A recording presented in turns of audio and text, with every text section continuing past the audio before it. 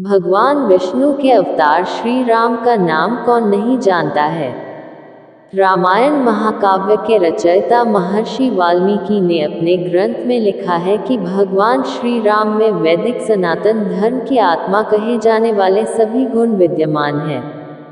भगवान राम को पुरुषों में सबसे उत्तम पुरुष अर्थात मर्यादा पुरुषोत्तम भी कहा जाता है।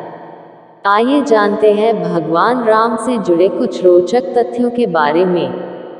त्रेतायुग में जन्मे भगवान श्री राम अयोध्या के महाराज दशरथ के सबसे बड़े पुत्र थे। लक्ष्मण, भरत, शत्रुघ्न राम के भाई थे। भगवान राम की मां कौशल्या थी और शेष सुमित्रा और कैकेयी के पुत्र थे। भगवान राम का विवाह मिथिला नरेश राजा जनक की पुत्री सीता के साथ हुआ था। लक्ष्मण की पत्नी उर्मिला, शत्रुघ्न की पत्नी श्रुतकीर्ति और भरत की पत्नी मांडवी थी।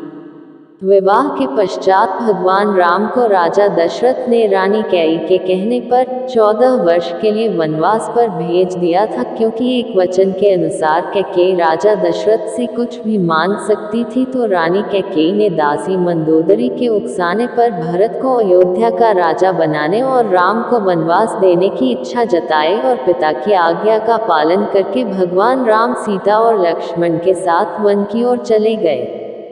ब्रह्मा, विष्णु तथा महेश में से भगवान विष्णु ने संसार की भलाई के लिए कई अवतार लिए हैं।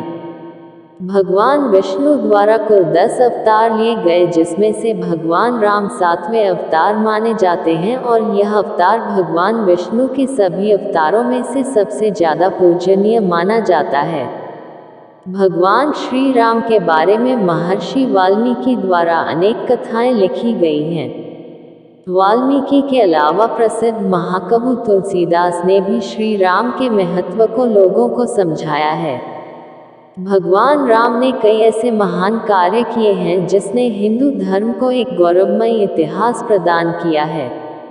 भगवान विष्णु ने राम बनकर असुरों का संहार करने के लिए पृथ्वी पर जन्म लिया। भगवान श्री राम ने मात्र घटाव पितृ भक्ति के चलते अपने पिता राजा दशरथ के एक आदेश पर 14 वर्ष तक वनवास काटा। नैतिकता, वीरता, कर्तव्य परायणता के जो उदाहरण भगवान राम ने प्रस्तुत किए वह बाद में मानव जीवन के लिए मार्गदर्शक बन गए।